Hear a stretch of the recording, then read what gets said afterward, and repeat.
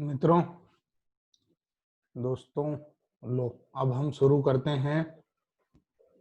Journal entry में कुछ questions देखते हैं, उसके साथ इस पार्ट को अंत तक जरूर देखिएगा क्योंकि इस पार्ट के लास्ट में मैंने लेजर का कॉन्सेप्ट एक्सप्लेन किया है, इसलिए मस्ट वॉच है कि अंत तक आप वीडियो को जरूर देखें। ठीक है, शुरू करते हैं।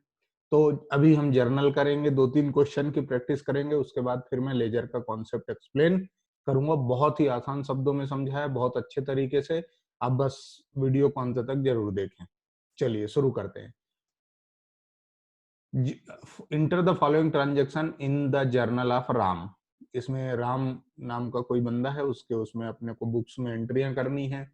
तो Ram invested capital in cash, purchased goods from Harish, purchased goods for cash, purchase goods from Mohit for cash लिखा है। देखिए नाम भी है और कैश भी है, तो जब भी ऐसी सिचुएशन आती है तो इसको हम हमेशा कैश ट्रांजेक्शन ही मानते हैं। Sold goods to Kailash on credit, sold goods to Nadeem for cash, यानी यहाँ पर भी कैश से ही एंट्री होगी। Goods return by Kailash, sales return है, sorry purchase return, goods return to Harish, purchase return है। Machinery purchased from Sohan, paid to Harish on account, cash withdrawn for personal use, old newspaper sold और received loan from Mohan and deposited into bank. चलिए अब इसकी हम entry देखते हैं क्या बनेगी। तो पहला जो ट्रांजेक्शन था उसकी एंट्री बनेगी cash account debit to capital account, amount 1 lakh. फिर दूसरी थी purchase account debit to Harish, फिर purchase account debit to cash, क्योंकि कैश ट्रांजेक्शन था, भले नाम दिया था। फिर purchase account debit to cash, क्योंकि ये कैश ट्रांजेक्शन था। कैलाश को हमने क्रेडिट में सेल किया था, तो Kailash account debit to sales. आपको सिंपली इतना ध्यान रखना है बच्चों कि ये सोचो कि बिजनेस में एसेट्स इंक्रीज हुई है या डिक्रीज हुई है, क्योंकि एसेट्स इंक्रीज होती है तो डेबिट करते हैं और डिक्रीज होती है तो क्रेडिट करते हैं। दूसरी चीज, परचेज हमेशा डेबिट होगी, सेल्स हमेशा क्रेडिट होगा। कुछ ऐसे ट्रांजेक्शन होते हैं जहां पर परचेज क्रेडिट होती है लेकिन सेल्स कभी भी डेबिट नहीं होती। नॉर्मली जब भी परचेज देखें आप तो परचेज अकाउंट को डेबिट कर दें। बस इतना ध्यान रखें कि वो परचेज गुड्स का होना चाहिए। यदि आप एसेट्स खरीदते हैं, मतलब फिक्स्ड एसेट्स परचेज करते हैं, तो फिर फिक्स्ड एसेट्स का नाम आएगा। जैसे इस ट्रांजेक्शन में कहीं पर उस बंदे ने बोला है कि परचेज फर्नीचर या परचेज मशीनरी, तो फिर मशीनरी लिखेंगे। परचेज शब्द का इस्तेमाल सिर्फ और सिर्फ गुड्स के परचेज के लिए होता है। गुड्स सेल करेंगे कैश में, तो कैश टू सेल से ही एंट्री होगी, ये फिक्स है। इसमें सिर्फ अमाउंट चेंज होगा और कुछ चेंज नहीं होगा। यदि क्रेडिट में बेचेंगे तो बंदे का नाम डेबिट हो जाएगा और सेल्स क्रेडिट हो जाएगा, ये फिक्स है। फिर सेल्स रिटर्न टू कैलाश, उसके बाद हरीश टू परचेज रिटर्न। फिर मशीन, यहां पर आपने मशीन खरीदी थी तो यदि आप गुड्स खरीदते तो परचेज टू सोहन लिख देते, लेकिन आपने चूंकि फिक्स्ड एसेट्स खरीदी है तो उसका नाम लिखेंगे मशीनरी टू सोहन। ऐसे ही आप इन्वेस्टमेंट परचेस करोगे तो उसको भी इन्वेस्टमेंट अकाउंट ही डेबिट करोगे। परचेस शब्द का इस्तेमाल सिर्फ और सिर्फ गुड्स के लिए होता है। ठीक है। फिर हरीश टू कैश, उसके बाद आपने पर्सनल यूज के लिए गुड्स विड्रॉ किए हैं तो ड्रॉइंग टू कैश। फिर आपने न्यूज़पेपर बेचे थे तो न्यूज़पेपर के जब आप बेचेंगे तो उसको हम सन्ड्री रिसिप्ट बिल बोलते हैं, तो cash account debit to sundry receipt, income credit हो जाएगी और जो कैश बिजनेस में आई है डेबिट व्हाट कम्स इन के नाम से डेबिट हो जाएगी। फिर कैश अकाउंट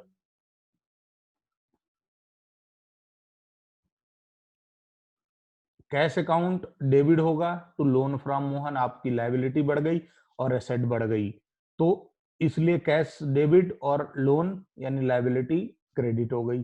उसके बाद आप इसको बैंक में जमा करेंगे तो दूसरी एंट्री बनानी पड़ेगी, bank account debit to cash.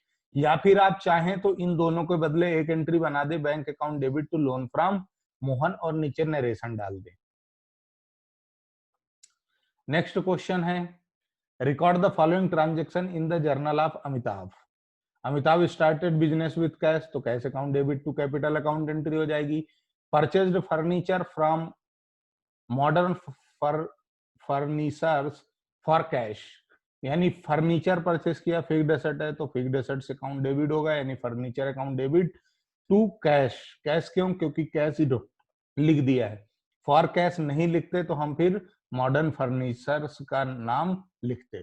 Deposit into bank, जब भी आप बैंक में कैश डिपॉजिट करेंगे तो एंट्री क्या करेंगे? Bank account debit to cash, क्योंकि debit what comes in, bank में पैसा आया, और credit what goes out, cash आपके हाथ से चली गई। ठीक है मित्रों।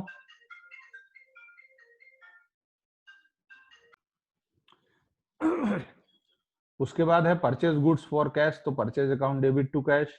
Purchase goods on credit from Hari, उधारी में खरीदा है तो परचेस देखते ही आपको डेबिट करना है, और यदि कैश में है तो कैश क्रेडिट करना है, यदि किसी का नाम है तो उस नाम को क्रेडिट करना है। बस इतना ध्यान रखना, फॉर कैश लिखा हुआ ना हो। तो इस केस में क्या होगा? Purchase account debit to Hari. फिर purchase goods from Suresh for cash, cash लिख दिया तो purchase account debit to cash account credit हो जाएगा। फिर परचेज गुड्स फ्रॉम अजय, तो purchase account debit to Ajay. Sold goods for cash, तो जब भी सेल होगी तो क्रेडिट होगी। कैश में सेल करोगे तो कैश या बैंक अकाउंट डेबिट होगा और सेल्स अकाउंट क्रेडिट होगी। ठीक है, तो सोल्ड गुड्स फॉर कैश, तो cash account debit to sales, sales हमेशा क्रेडिट होगी।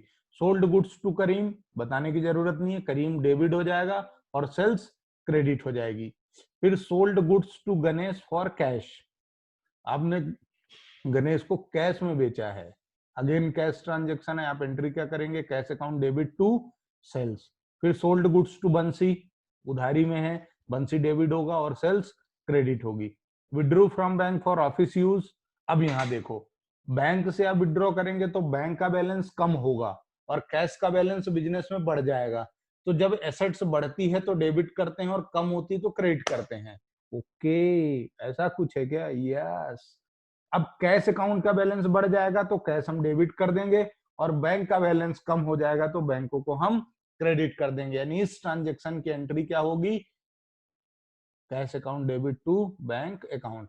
इसकी सॉल्यूशन इसके नीचे एंट्रियां लिखी हुई हैं, ये पूरी की पूरी पीडीएफ फाइल, ये जो डिस्क्रिप्शन लिंक है वीडियो की उसमें आपको मिल जाएगी, आप वहां से डाउनलोड कर लेना। ठीक है, ओके, लेट्स गो। फिर करीम पेड ऑन अकाउंट, करीम ने पैसे दे दिए तो पैसा आया तो कैश अकाउंट डेबिट, जिसने दिया credit the giver, Karim credit. कभी भी किसी से भी पैसा मिले तो जो बंदा पैसा आपको दे रहा है उसको क्रेडिट कर दो, और चेक दे रहा है तो बैंक को डेबिट कर दो, और कैश दे रहा है तो कैश को डेबिट कर दो। यानी इस केस में एंट्री हो जाएगी cash account debit to Karim. Paid rent for residence, residence के लिए यदि आप कुछ भी बिजनेस से पेमेंट देंगे या इस्तेमाल करेंगे तो ड्राइंग कहलाता है, और ड्राइंग हमेशा डेबिट होगी, ड्राइंग अकाउंट डेबिट हो जाएगा और कैश अकाउंट क्रेडिट हो जाएगी। फिर purchase cycle for his son, ये भी पर्सनल है, बच्चे के को गिफ्ट दे रहे हो साइकिल खरीद के, तो ये भी drawing account debit to cash हो जाएगी। फिर paid to Ajay in settlement of his account, अब इसमें क्या है, अजय का देखना पड़ेगा कि अजय से हमने गुड्स कितने खरीदे थे, 4000 के, पर हमने उसको पैसा कितना दिया, 3800, 3800, और सेटलमेंट हो गया। इसका मतलब कि हमने उसको 4000 के बदले सिर्फ 3800 रुपए दिए और हमारा पूरा खेल खत्म, सेटलमेंट कंप्लीट डन। तो इस केस में 200 रुपए का डिस्काउंट है जो हमारे लिए इनकम है, क्योंकि हमें देना था 400 पर देना पड़ा 3800, यानी 200 रुपए कम दिए तो हम इसको डिस्काउंट को इनकम मान करके क्रेडिट कर देंगे। यानी इस केस में एंट्री होगी अजय डेबिट होगा 4000 से, अजय जितने से पहले क्रेडिट था, अजय क्रेडिट था 4000 से, तो अब डेबिट होगा 4000 से, कैश में क्रेडिट होगा 3800 और डिस्काउंट में क्रेडिट होगा 200। इस तरीके से डेबिट और क्रेडिट हमेशा इक्वल रहेंगे। ठीक है मित्रों, तो ये एंट्री देख लो, cash account to capital, furniture to cash, bank to cash, date wise यहाँ एंट्रियां लिखी हैं, bank account debit to cash account, purchase to Hari, purchase to cash, फिर purchase to Ajay, purchase account debit to Ajay, वो गलती से वहां निशान लग गया कट का। फिर यहाँ पर हमने कैश में सेल किया तो cash account debit to sales account, ये बच्चे ने गलती कर दी थी उसको अपन ने यहाँ पे सुधार दिया। फिर Karim account debit to sales, फिर cash account debit to sales. Next है बंसी को हमने क्रेडिट में बेचा था तो Bansi to sales, cash to bank, ये बैंक में हमने जब बैंक से विड्रॉ किया था ऑफिस यूज के लिए, फिर बैंक टू करीम, करीम ने अपने को पेमेंट दे दिया। फिर ये हमने हाउस होल्ड का रेंट दिया तो ड्राइंग टू कैश। फिर हमने बच्चे के लिए साइकिल खरीदी तो ड्राइंग टू कैश। फिर अजय को हमसे पैसा मिला तो अजय 4000 से डेबिट होगा, डिस्काउंट जो रिसीव हुआ 200 से, और कैश में यहाँ पर गलत लिखा हुआ है 3800 आएगा। यानी यहाँ पर थोड़ा सुधार कर लीजिए, ये जो है ये काट दीजिए, ये 200 सही है और ये 3800 सही है, इसको आप सुधार जरूर कर लेना, ठीक है।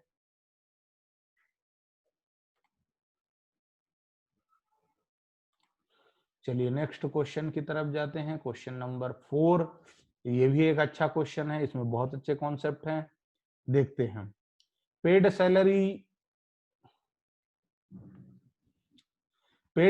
200, ये कंपाउंड एंट्री मित्रों, मतलब यहाँ कंपाउंड एंट्री का मतलब ये होता है एक ही एंट्री में बहुत सारे नाम आएंगे। जैसे इन्होंने क्या बोला, सैलरी, रेंट, वेजेस, ये सबका पेमेंट चेक से किया, तो जितने भी एक्सपेंसेस हैं सबको डेबिट कर दो और जो पेमेंट है उसको क्रेडिट कर दो। इसमें आपने सैलरी दी तो सैलरी अकाउंट डेबिट करो, रेंट दिया तो रेंट अकाउंट डेबिट करो, वेजेस दिया तो वेजेस अकाउंट डेबिट करो। तीनों एक्सपेंस है, तीनों डेबिट में लिख दो। 20,000, 5,000 और 6,000, टोटल कितना हुआ 31,000। अब आपने पेमेंट किससे दिया, चेक से, तो वहां पर आप क्या लिख दोगे, बैंक, क्रेडिट में लिख दोगे, ठीक है। मैं अभी सॉल्यूशन चेक करा दूंगा। यानी इसकी एंट्री क्या होगी, salary account debit, rent account debit, wages account debit to bank account credit. 31,000 debit और क्रेडिट बराबर होना चाहिए।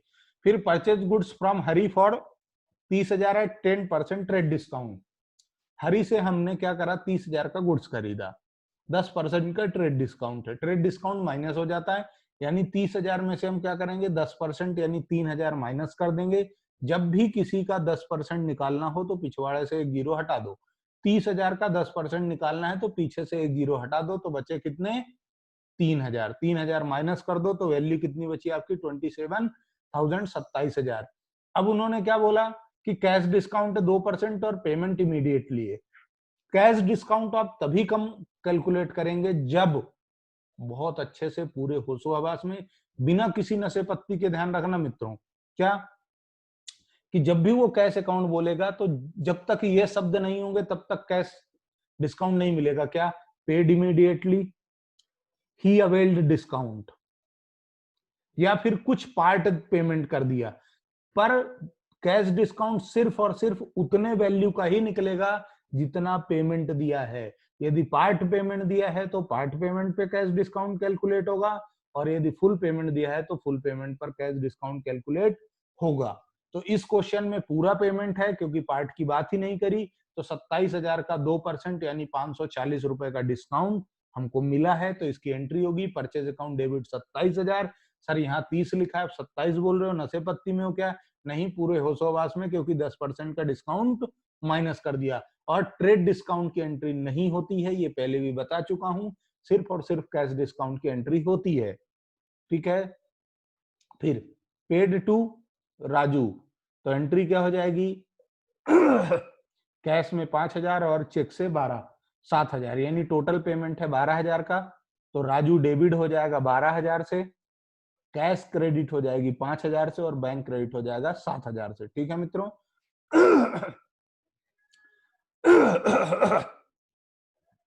18 अप्रैल को good sold to Roma for 5,000 at 20% trade discount, तो 5,000 का 20% कितना आएगा मित्रों, 1,000, यानी वैल्यू कितनी बची, 4,000। अब ये क्या बोल रहा है कि हमने ट्रेड डिस्काउंट 3% दे दिया, cash discount, half the payment was received immediately, आधा ही पेमेंट हुआ है। तो मेरे बेटे 5,000 का 20% ट्रेड डिस्काउंट 1,000 माइनस किया, बचा कितना, 4,000। तो 4,000 का आधा यानी 2,000 हमने पेमेंट किया है, और 2,000 का 3% कितना होता है, 60 रुपए होता है, यानी 60 रुपए का डिस्काउंट है, 1,940 रुपए का कैश पेमेंट है, और बाकी जो बचा 2,000 है वो रोमा का क्रेडिट ट्रांजेक्शन है, और गुड सेल किया है हमने, तो एंट्री होगी रोमा डेबिट 2,000, कैश डेबिट 1960 1940, और डिस्काउंट अलाउड, क्योंकि हमने डिस्काउंट दिया तो हमारे लिए एक्सपेंस है 60 रुपीज, टोटल 4000 हो गया। टू सेल्स अकाउंट क्रेडिट में चला जाएगा 4000 से। अभी नीचे सॉल्यूशन है इसका। Good sold to Ramesh for 8000, he paid 5000 by cheque immediately. तो ये क्या है, बैंक अकाउंट डेबिट 5000 से, कैश बाकी रमेश 3000 से, क्योंकि उनने 5000 दे दिया, 3000 उधारी है। टू सेल्स अकाउंट 8000 से। एडिशनल कैपिटल इंट्रोड्यूस किया आपने कैश के रूप में और डिलीवरी वैन के रूप में।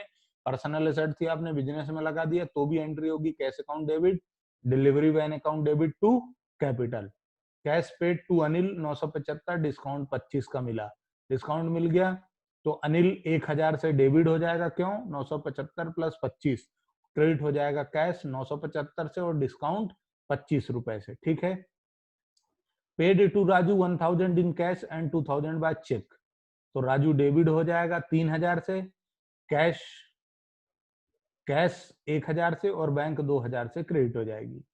Paid 4800 to Mohan in full settlement 5000, same इसमें भी 200 का डिस्काउंट मिल जाएगा। मोहन डेबिट होगा 5000 से, कैश क्रेडिट होगी 4800 से और 200 का डिस्काउंट आ जाएगा। चलिए चेक कर लेते हैं। Salary rent wages to bank, purchase account debit हुआ, देखो इसमें से मैंने 10% माइनस कर दिया 27000 और 27000 का 2% कैश डिस्काउंट आ गया। फिर राजू टू कैश और बैंक, रोमा का ट्रांजेक्शन 5000 का था, 20 माइनस हुआ, इसमें से पूरा कैलकुलेशन है और इसकी अगले पेज में एंट्री है। रोमा डेबिट 2000 से, cash account debit, discount allowed to sales. फिर रमेश बैंक टू सेल्स, फिर cash delivery bank to capital, additional capital लगा दी 60000 की।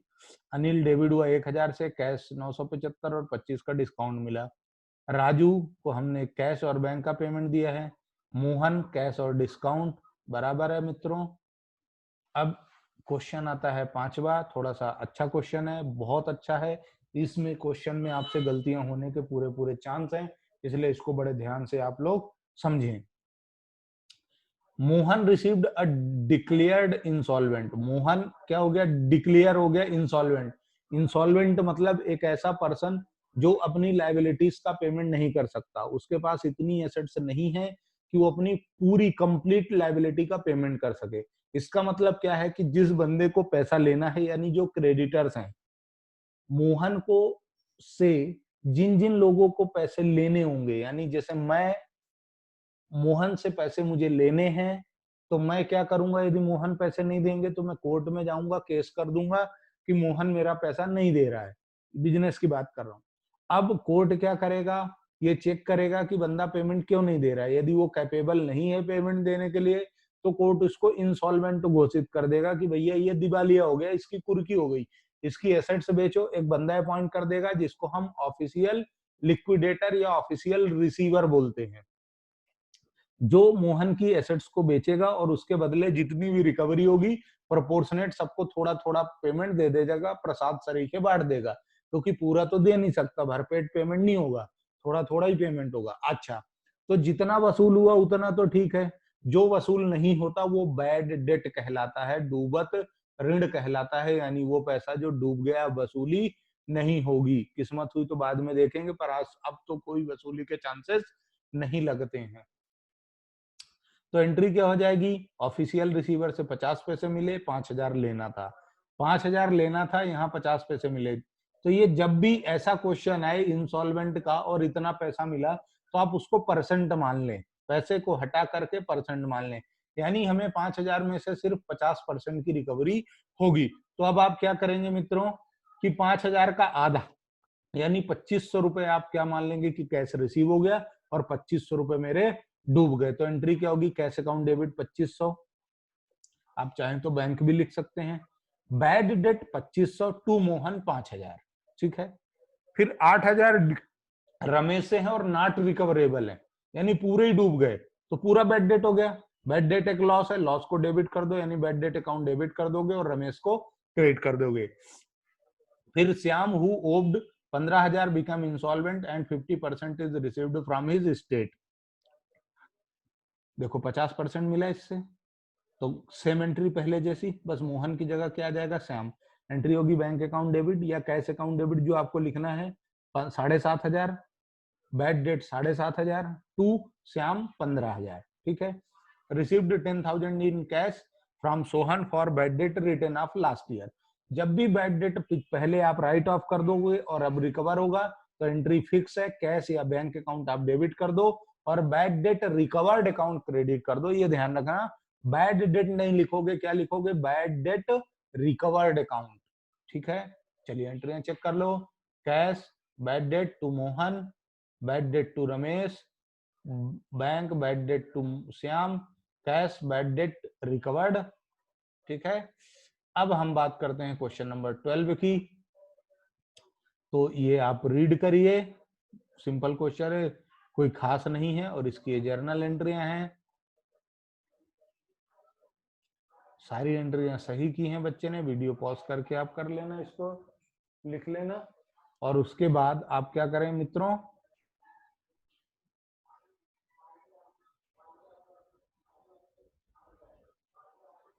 जो गलती थी वो मैंने सुधार दी है। कैश टू सेल्स आएगा यहाँ पर रेंट टू कैश आएगा। अब हम पढ़ते हैं लेजर का कॉन्सेप्ट बहुत अच्छे से, पूरे होशोहवास में, बिना किसी नशे पत्ती के लेजर का कॉन्सेप्ट आप देखिए।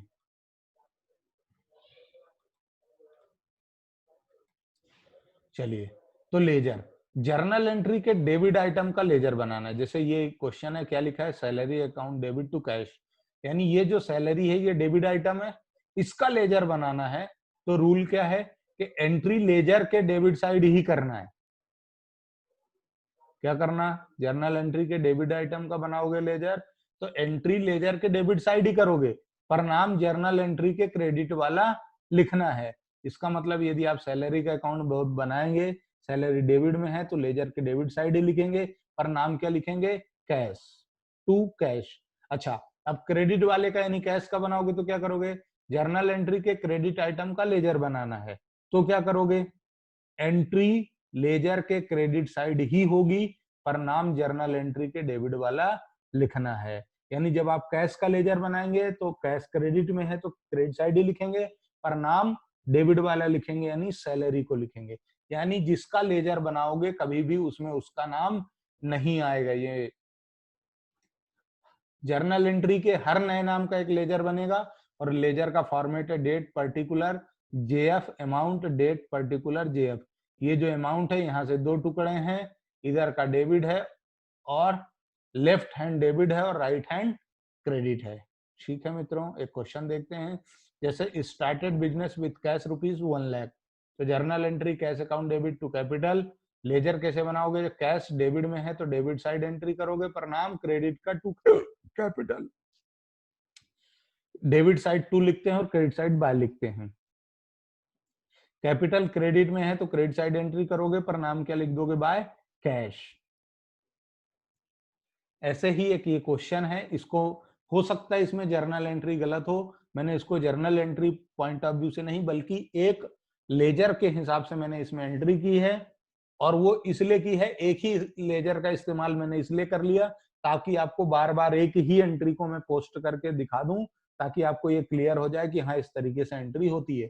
Repairing charges on existing machine, revenue expense है, repairing charges account debit to cash होगा। फिर आपने नई मशीन खरीदी, आप ये एंट्रियां पढ़ लें, आप जब नई मशीन खरीदते हैं तो उसका पे, फ्रेट, कैरीज, उसका इंस्टॉलेशन चार्जेस, सब कुछ उसकी कॉस्ट में जुड़ जाता है। ऐसे ही जब आप सेकंड हैंड मशीन खरीदते हैं और उस मशीन पर रिपेयरिंग चार्जेस लगाते हैं तो मशीन की कॉस्ट में ही जोड़ दिया जाता है। तो इसकी एंट्री होगी repair to cash, machine account debit to cash, purchase नहीं लिखना फिक्स्ड एसेट्स के लिए, मैंने लिख के जानबूझ करके गलत किया है। फिर फ्रेट है, नई मशीन का है तो फ्रेट नहीं लिखने का, मशीन लिखने का। ठीक है। फिर machine to cash, machine to cash और मशीन टू कैश।